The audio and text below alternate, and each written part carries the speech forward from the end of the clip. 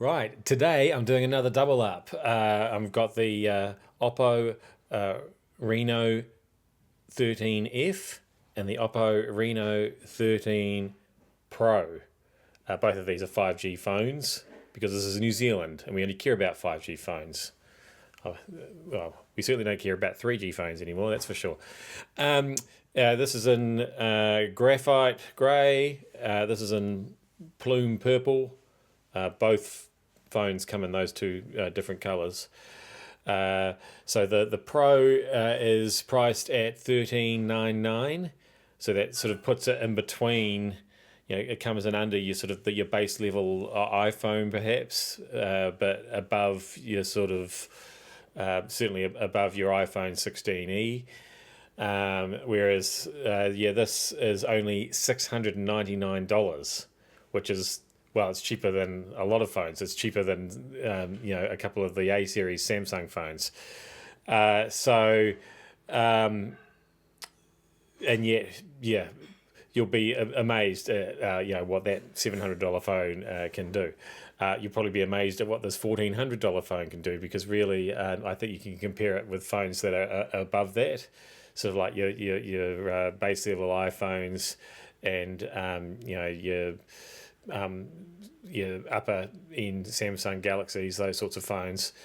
Yeah, it's definitely worth giving them a try for comparison's sake. Now, what makes these phones different to each other, rather than comparing them to every other phone out there, there are a few things. There are a lot about them that are the same. They both have 5,800 mAh batteries in them, which is a very large battery. They both charge very quickly. They've got SuperVOOC chargers in the box. So yes, you actually get a charger in the box with these two phones, although only 45 watts for the F, whereas the Pro will go right up to 80 watts charging, which is very fast indeed. But like I say, with those big batteries, you certainly won't have to worry about charging them more than once a day. Unfortunately, neither device charges wirelessly, which is the only way I would really mark them down, because in just about every other area, these are both excellent phones to use. You've got a slightly larger screen on the Pro. I think this is 6.83 inches, whereas this is 6.6 something.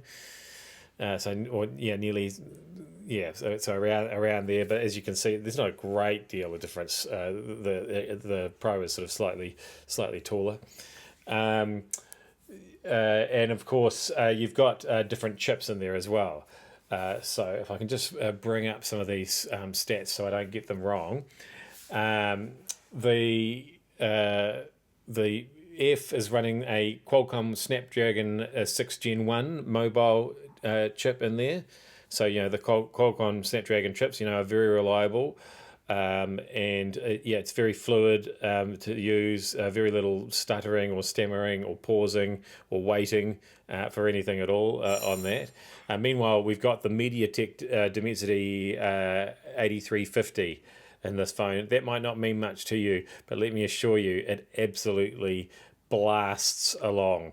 It's a full HD plus panel here, where we've just got an HD panel on this slightly cheaper device. They're both nice screens, but you can really ramp the resolution up on that Pro screen as well. Both will go up to 120 hertz refresh rates. That's right, even on the $700 phone. Or you can just leave them on variable rate, and let the phone decide what needs a high refresh rate and what doesn't. Both phones are IP69 rated against water and dust. So you might not have heard of that before, but yes, that means that they're even more impervious than the IP68 devices, which many flagship phones are these days, which means that they can be submersed for a little while. But these phones will stand up to even more harsh treatment with regards to water than that. In fact, so even the $700 phone is IP69 rated. and that meant that I wasn't really worried when I took it out the other day. So remember that time that they had two, what they described as atmospheric rivers hit the country at the same time? Yeah, I got that weather forecast wrong, so I'm out walking the dog while that's happening. What do you think, dog? He sort of gave me that look like, are you doing this again, Dad? Anyway, we'll see if it keeps going. See the lengths I go to for these reviews? So yeah, that suffered no ill effects after being out in the rain and the wind. Now, Oppo is all about your phone cameras, of course, and that's no different here. You get some really good performance even from the F model here. So it's got a 50 megapixel wide angle, 8 megapixel ultra wide, and then it has a macro lens there, a macro sensor. So that's where it differs markedly from the Pro version, which, yes, it's got the 50 megapixel wide, the 8 megapixel ultra wide, but it also has a 50 megapixel telephoto lens as well. So that means you get good zoom shots and you get good close-ups. So yeah, it is a superior camera. It does offer superior, video and stuff like that as well. The superiority is also apparent with the selfie cams, because while we've got a 32 megapixel lens on the under the screen of the F model and the Pro model, it's a 50 megapixel selfie cam. There aren't very many phones that offer that kind of picture quality on a selfie cam. So let's fire both of them up and see if you can tell the difference. Here we go. Zoom. Okay, so here we are inside both phones at once. This phone here on the side is the Oppo Reno 13 Pro, and this one here is the Oppo Reno 13F. The Pro works at, you can actually shoot in 4K at 60 frames per second from that 50 megapixel selfie sensor. Whereas you can only go up to 1080. I say only up to 1080. That's more than a lot of other phones offer on the F, especially phones in its $800 price bracket. You also get the option of a wider selfie shot with the Pro, which you don't have that extra wide shot with the F.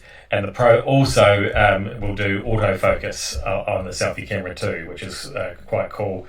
If you're doing, sort of out and about shots and videos, and also it offers digital stabilization with that forward-facing camera as well.